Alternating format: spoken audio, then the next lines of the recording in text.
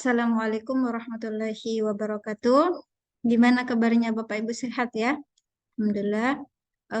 Baik, kita mulai untuk perkuliahan hari ini dengan tema eh, Transmission of Al-Quran in Islamic Education ya, based on research. Dalam sub CPMK kita dalam sub CPMK ya, dalam pertemuan ke-11 ini yaitu menelaah metode transmisi keilmuan Islam atau ISNAT ya. Baik, Bapak Ibu, ini materi ini sudah saya pernah presentasikan ya, sudah saya pernah presentasikan di eh, Universitas Islam Internasional Indonesia. Kebetulan saya sebagai pemenang Google Scholar ya, apa namanya, Scholar in Residence ya, jadi dapat biaya untuk melakukan penelitian di sana, kemudian menjadi dosen tamu, kemudian mensubmit artikel hingga publish, kemudian memberikan apa namanya, seminar ya. Nah, kebetulan seminar yang saya bawakan itu materinya adalah ini, Transmission of Al-Quran in Islamic Education ya. Jadi semua studentsnya itu 90% dari luar negeri. Jadi kita presentasinya pakai bahasa Inggris. Namun pada mata kuliah ini kita presentasinya pakai bahasa Indonesia ya. Meskipun nanti PowerPoint-nya dalam bahasa Inggris. Baik, di sini Transmission of Al-Quran in Islamic Education ya, based on research. Jadi bagaimana transmisi Al-Quran itu di dalam pendidikan Islam. Nah, saya angkat tema ini karena berbasis penelitian ya. Saya pernah melakukan penelitian tentang isnad atau sanad ya dalam pendidikan Islam di Arab Saudi ya. Nah, itu disertasi saya tentang bagaimana proses pembelajaran Al-Quran antara di Arab Saudi dan di Indonesia, dan khususnya tentang sanad itu. Baik, lanjut kita ke slide kedua. Nah, introduction ya, perkenalan dulu. Jadi, the main purpose of Islamic education through the transmission of Islamic teachings is to always provide basic knowledge or basic teachings of Islam, worship, akidah, ethics, and the ability to read the Al-Quran to students. Ini menurut Abu Halim Tamuri ya, tahun 2007. Nah, jadi dalam perkenalan kita ini dilatar belakang bahwasanya tujuan utama dari pendidikan Islam ya melalui transmisi pengajaran ya melalui pengajaran Islam itu paling tidak basicnya adalah pengetahuan ya, pengetahuan. Jadi di dalam pendidikan Islam itu kita kenal bahwasanya pengajaran ya di dalam Islam ya, kita kenal adanya yang namanya balasan ya, balasan atau apa namanya, siapa yang melakukan kebaikan maka dia akan mendapatkan pahala, siapa yang melakukan perbuatan yang tidak bagus maka dia akan mendapatkan dosa, atau kita sebut dengan worship. Kemudian ada akidah ya, akidah itu tauhid ya, tauhid. Kemudian ada moral ya, akhlak. Kemudian juga bagaimana kemampuan seseorang untuk membaca Al-Quran kepada siswa. Artinya kita mengajarkan Al-Quran kepada masyarakat atau kepada mahasiswa atau siswa kita. Nah, ini menurut Abdul Halim Tamuri. Jadi di dalam pendidikan Islam itu ada transmisi keilmuan, di mana materi transmisi keilmuan itu ada tadi worship, akidah, akhlak, dan mengajarkan Al-Quran kepada siswa atau masyarakat. Ya, baik. Di sini disebutkan bahwa Islam pays great attention ya to how a Muslim related to has good ya human relationship with other humans and how optimal interactions are with his book ya. Nah, di sini Islam itu sangat memberikan attention ya, perhatian kepada seorang muslim ya, bagaimana hubungan seorang muslim kepada Tuhannya, kemudian bagaimana hubungan antara seorang muslim kepada muslim lainnya atau manusia kepada manusia lainnya, dan bagaimana mengoptimalkan ya, and how optimal interactions ya are with his book. Jadi bagaimana mengoptimalkan, memaksimalkan hubungan Muslim dengan with his book ya, artinya di sini his book itu artinya the Holy of Quran ya, Al-Quran. Nah, with this Islamic values, a Muslim always presents priorities the pleasure of God rather than the pleasure of man himself. Jadi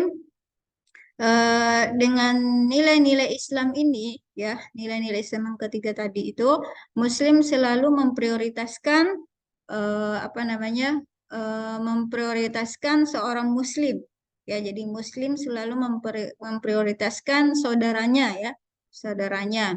Nah, kemudian di sini kita langsung ke transmission ya. Nah, from informal transmission in the form of material in the Quran, then it becomes a formal knowledge process ya. Nah, di dalam transmisi informal ya, transmisi informal itu misalnya kita masyarakat ya, masyarakat, kemudian juga ada apa namanya, keluarga ya. Nah, informal itu misalnya dari keluarga dan masyarakat. Bahwasanya di dalam transmisi informal ya, di mana bentuk material Al-Quran itu menjadi sebuah pengetahuan yang formal ya, di mana transmisi tadi tidak apa informal menjadi sebuah yang formal ya, melalui proses tadi pengajaran pendidikan Islam secara komprehensif. Jadi dulunya hanya diajarkan di dalam masyarakat, di dalam keluarga, kemudian berkembang menjadi formal ya, becomes formal menjadi sebuah institusi, madrasah atau sekolah atau mahat ya.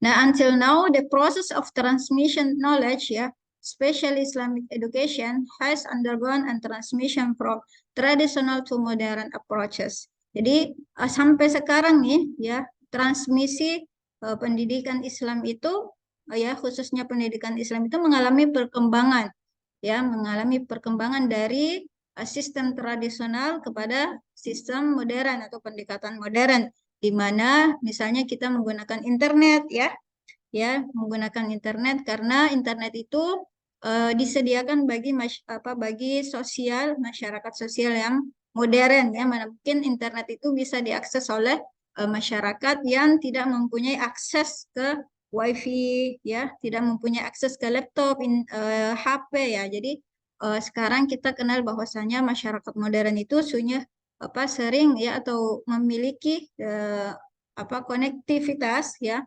punya akses kepada internet. Kemudian selanjutnya the current sanad system ya has spread through the world. Ya, jadi sistem sanad itu telah berkembang ya, telah berkembang di seluruh dunia ya. Kita kenal dengan namanya Islamic values atau nilai-nilai Islam ya, which also color ya Islam itself.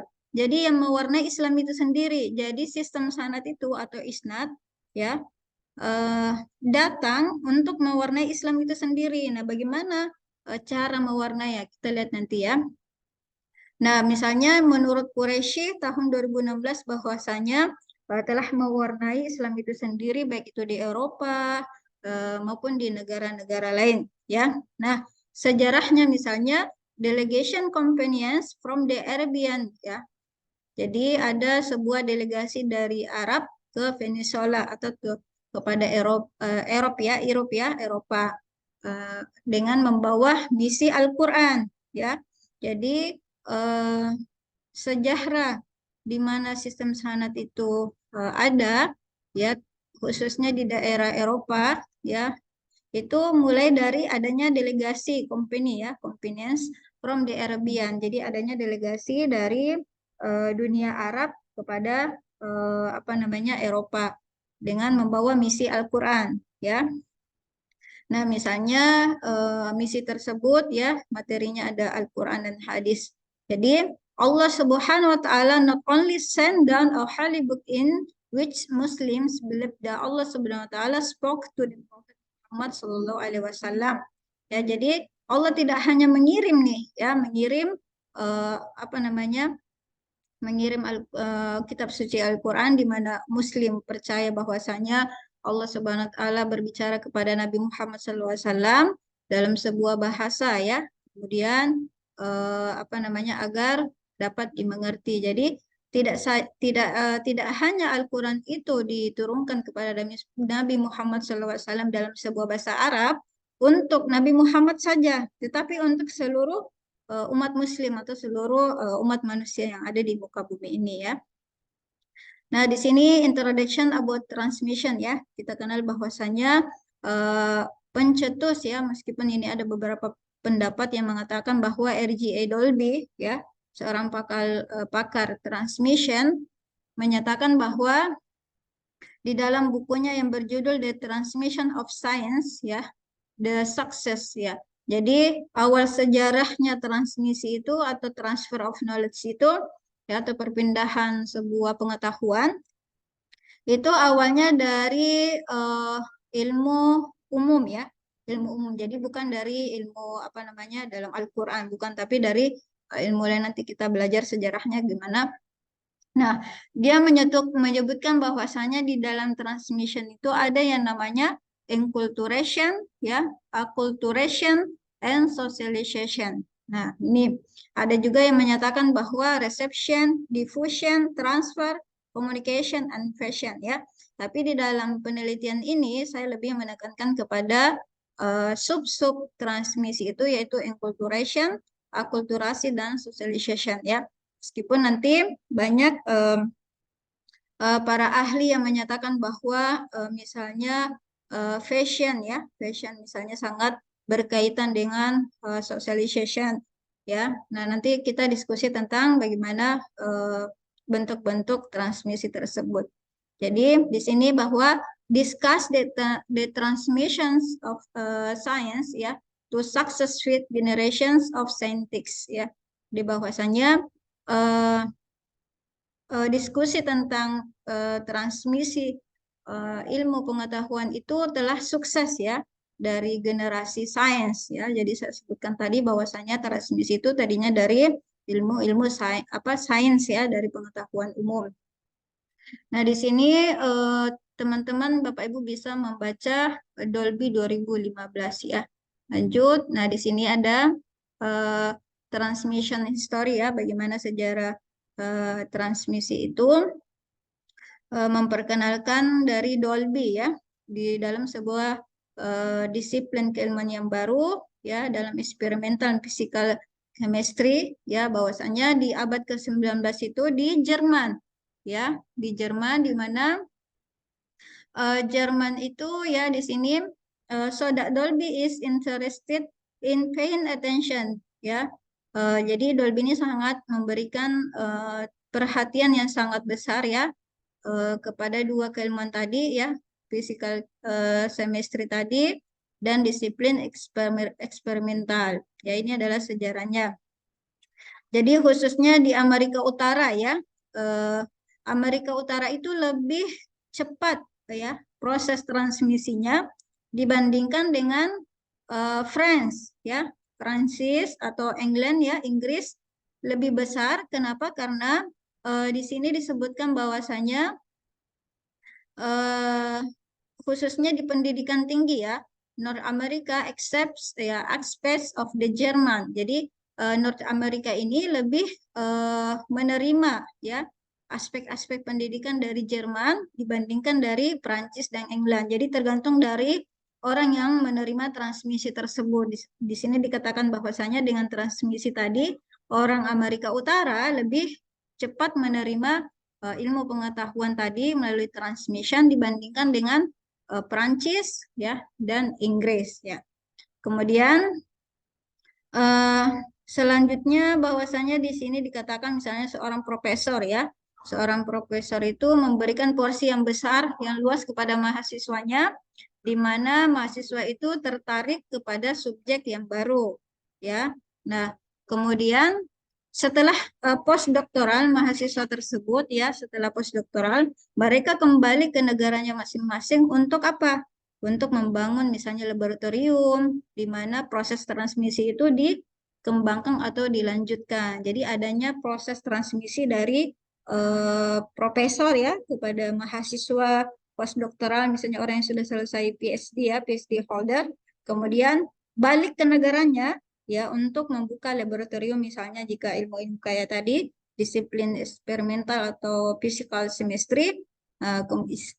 Tujuannya apa? Agar nanti transmission continuous ya. Jadi to the following generations, apa, agar transmisi itu berlanjut ya dari generasi ke generasi. Nah, Bapak Ibu, di sini transmission dan sanad apa bedanya ya? Nah, di sini the sanad system is not only used in the terms of transmission hadis ya, but it also often used in the transmission of other Islamic knowledge such as the knowledge of the Quran, scientific books ya, misalnya manzuma dan puisi. Jadi sanad itu tidak hanya digunakan dalam transmisi hadis ya, tetapi sanad itu juga digunakan dalam dalam pengetahuan Islam yang lain, misalnya Al-Quran, kemudian buku-buku yang khusus ya, misalnya matan-matan manzuma, matan syatibiyah, tuhfatul atfal, itu juga ada sanad di dalamnya ya, ada jenis-jenis sanad. Nah, the sanad system is used to provide legality. Jadi form of diploma to students ya, bahwasanya sistem sanad itu digunakan untuk legalitas ya, legalitas misalnya dari program studi misalnya diploma ya. Jadi dari diploma misalnya bahwasanya seluruh komponen yang dipelajarinya itu telah komprehensif ya, telah lengkap, baik itu hanya membaca atau menghafal. Jadi itu adalah bukti legalitas seseorang atau student ya, di mana student itu telah berhasil menyelesaikan suatu buku atau suatu ilmu pengetahuan, baik itu hanya membaca dan menghafal ya.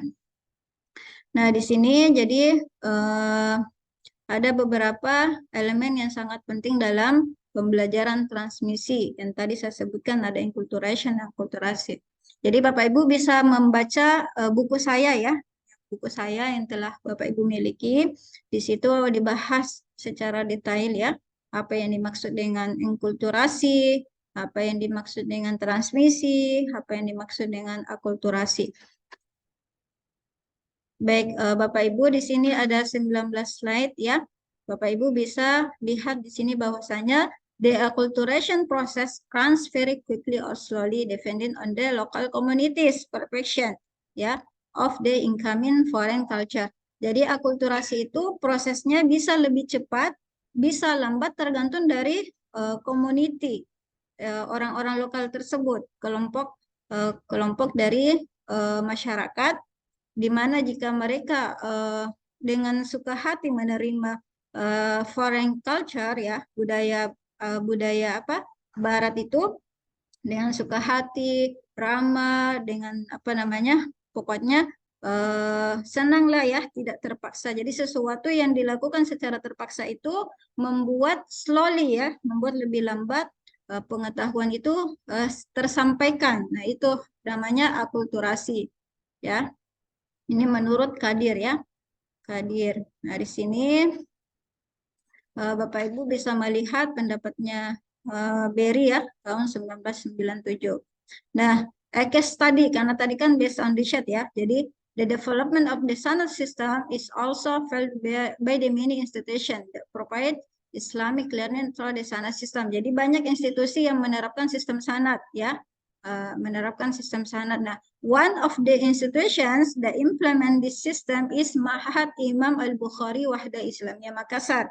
Jadi salah satu lembaga pendidikan Islam yang menerapkan sistem sanad itu adalah Ma'had Imam Bukhari Wahda Islamiyah Makassar. Ya, jadi the history of this sanad system cannot be separate from the Saudi Arabian alumni. Jadi sistem sanad ini tidak terlepas dari bagian Saudi Arabia, alumni Saudi Arabia, di mana mungkin Wahda Islamiyah ya, di sini dari wawancara disebutkan bahwasanya alumni Saudi Arabia itu ya orang-orang Makassar dari gerakan Islam Wahda Islamiyah mengirim mahasiswa ke Saudi Arabia, kemudian kembali ke Makassar ya, kembali ke Makassar untuk menyebarkan sistem sanad ya. Nah, di sini di Ma'had Imam Al-Bukhari Wahda Islamiyah Makassar, program is to provide diplomas for male and female students with the condition that they must participate in memorizing the Al-Quran scientific mutun activities.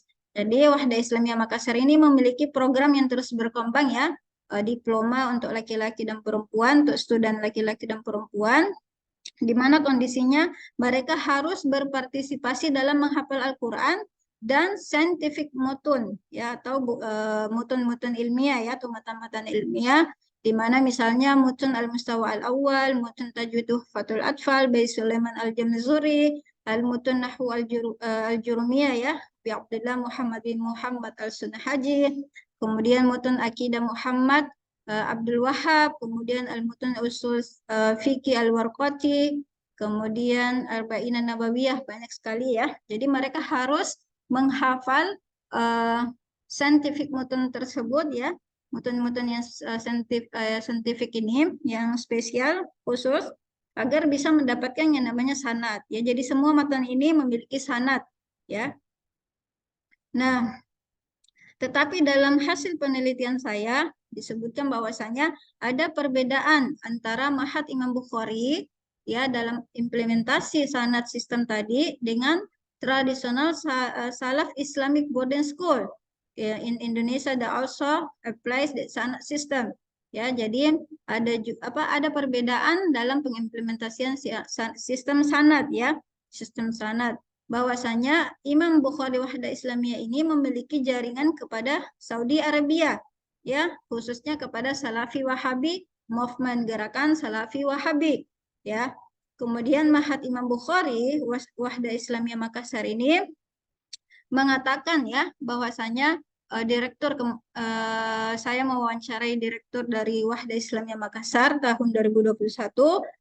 Beliau mengatakan bahwa the sanad system as part of religion ya. Beliau mengatakan bahwa sistem sanad itu merupakan bagian dari agama ya. Berarti dari statementnya ini bisa diketahui bahwasanya takbir ini ya, direktur tadi Ma'had Imam Bukhari sangat attention ya, pay more attention kepada sistem sanad, karena menurutnya sanad itu bagian dari agama ya. Nah, di Indonesia khususnya di Makassar ya, sangat memiliki attention positif ya, sangat memiliki very high positive attention ya from the community. Jadi orang-orang Makassar itu sangat memberikan perhatian yang sangat tinggi positif ya terhadap tadi sanad ya, salah satunya sanad. Nah, nanti Bapak Ibu bisa menelusuri kenapa orang-orang Makassar memiliki atensi atau memberikan perhatian yang tinggi kepada ajaran tadi Wahda Islamiyah Makassar atau Salafiyah ya. Nah, Bapak Ibu, di sini the importance of sanad ya Al-Qur'an. Jadi sanad di dalam Al-Qur'an itu sangat penting, Bapak. Sangat-sangat penting. Kenapa? The Prophet Nabi SAW said, "Man qala Al-Qur'an bi ra'yihi fa asaba faqad akhta." Jadi, whoever says the Quran with his own mind ya, without teacher, and feels right, then he has actually made a mistake. Menurut hadis Tirmizi, bahwasanya siapapun yang mengatakan bahwa Al-Quran itu ya, mengatakan Al-Quran dari pemikirannya sendiri, misalnya belajar Al-Quran tanpa seorang guru dan merasa dirinya itu benar, maka sesungguhnya dia itu membuat kesalahan ya. Ini hadis, tolong diperhatikan Bapak Ibu ya. Jadi barang siapa yang mengatakan Al-Quran dari idenya sendiri, dari akal pikirannya atau dari pendapatnya sendiri tanpa seorang guru, kemudian dia merasa dirinya benar, maka sesungguhnya dia itu melakukan sebuah kesalahan. Ini hadis ya Bapak Ibu. Jadi buat apa pentingnya sanad di dalam Al-Quran. Nah, jadi kesimpulan dari materi kali ini ya, dari perkuliahan kali ini, bahwasanya sanad is a living tradition ya, bahwasanya sanad itu sebuah tradisi dalam kehidupan ya, sebuah tradisi kehidupan di mana sangat memprioritaskan the connection ya of the author of the book to Rasulullah Sallallahu Alaihi Wasallam. Ya, jadi scientific transmission from the previous ya generation to the current generation. Jadi di dalam Islam kita menyebut bahwa adanya koneksi ya, ketersambungan hubungan antara penulis buku kepada Rasulullah SAW. Misalnya tadi Muhammad bin Abdul Wahab ya, Al-Usul Salasa atau Tuhfatul Atfal, disebutkan bahwasanya penulis dari buku tersebut memiliki koneksi atau misalnya sanad ya, mata rantai beliau belajar misalnya tentang makhrajul huruf tersambung kepada Rasulullah Sallallahu Alaihi Wasallam ya. Nah ini gunanya agar apa? Agar generasi sebelumnya itu bisa saling connecting ya. Artinya bisa ditransmisikan dari generasi sebelumnya ke generasi berikutnya. Artinya apa? Jadi generasi sebelumnya misalnya the author of the book ya, misalnya Tuhfatul Atfal itu memiliki sanad ya, hingga nanti orang yang belajar mempelajari buku tersebut itu bisa mengajarkan buku tersebut kepada current generation, generasi yang baru-baru. Misalnya anggaplah kita ya, berarti kita harus membaca buku tersebut, kitab misalnya Tuhfatul Atfal itu dari seorang guru yang telah memiliki sanad. Agar apa? Agar bisa connect ya, connect hubungannya kepada Rasulullah SAW. Nah itu yang diharapkan dalam sanad sistem itu. Kemudian di sini dalam penelitian ini ya, penelitian ini sangat mensupport ya, mendukung hasil penelitian dari John of Hall tahun 2002 bahwasanya the sanad has an important meaning ya. Jadi bahwasanya sanad itu sangat memiliki pengertian yang sangat penting atau yang sangat bermakna ya, di mana Muhammad bin Abdul Wahab in Arabic ya itu sangat memprioritaskan yang namanya sanad. Jadi saya tidak mengajarkan pemikiran Muhammad bin Abdul Wahab ya dalam perkuliahan kali ini, tapi karena penelitian saya terkait dengan Saudi Arabia yang sangat memiliki hubungan dengan Muhammad bin Abdul Wahab dalam sejarahnya, berarti kita membahas sedikit terkait dengan sejarah Muhammad bin Abdul Wahab. Bahwasanya Muhammad bin Abdul Wahab itu walaupun the current generation ya, generasi sekarang ini tidak pernah belajar langsung kepada Muhammad bin Abdul Wahab, tetapi Muhammad bin Abdul Wahab itu mentransmisikan pengetahuannya melalui buku ya, melalui buku, kemudian menyebarkan kepada student di seluruh dunia. Jadi sanad itu tidak hanya misalnya ketemu langsung, tidak. Jadi belajar dari pemikirannya melalui buku itu juga dinamakan sanad. Kemudian Wikam Janjus ya ada di sini. Kemudian ini menolak pendapatnya Ikhnas ya, bahwasanya sanad itu hanyalah sebuah kebohongan belaka ya. Itu sangat sangat menolak pendapat ini ya, di mana kemudian Sakinah Sabtu bahwasanya sanad itu tidak relevan lagi di dalam masa sekarang.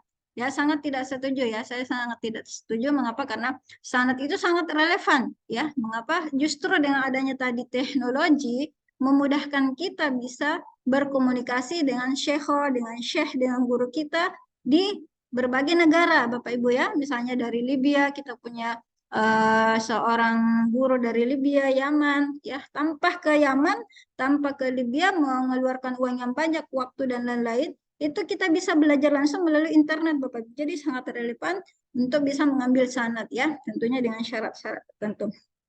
Baik Bapak Ibu bisa nanti untuk gain more knowledge about transmission dan sanad in my book ya. Ini buku pembelajaran Al-Quran melalui sistem sanad. Baik Bapak Ibu, karena waktunya sudah cukup ya, Bapak Ibu bisa belajar mandiri membaca buku saya penugasan terstruktur atau mandiri dari rumah masing-masing. Semoga nanti Bapak Ibu paham ya, namanya transmisi keilmuan isnad di dalam pendidikan Islam. Ya, demikianlah dari materi kali ini. Bapak Ibu jangan lupa ditonton videonya ya, ditonton videonya karena video ini merupakan eh, bahan ajar non teks ya, ada yang namanya bahan ajar teks yaitu modul atau bahan ajar atau buku, ada juga bahan ajar non teks berupa video. Nah, ini termasuk dalam bahan ajar non teks ya berupa video. Baik, terima kasih. Kita baca doa kafaratul majelis. Subhanakallahumma wa bihamdik asyhadu an la ilaha illa anta astaghfiruka wa atubu ilaik. Terima kasih Bapak Ibu atas attention-nya. Saya akhiri dengan ucapan Assalamualaikum warahmatullahi wabarakatuh.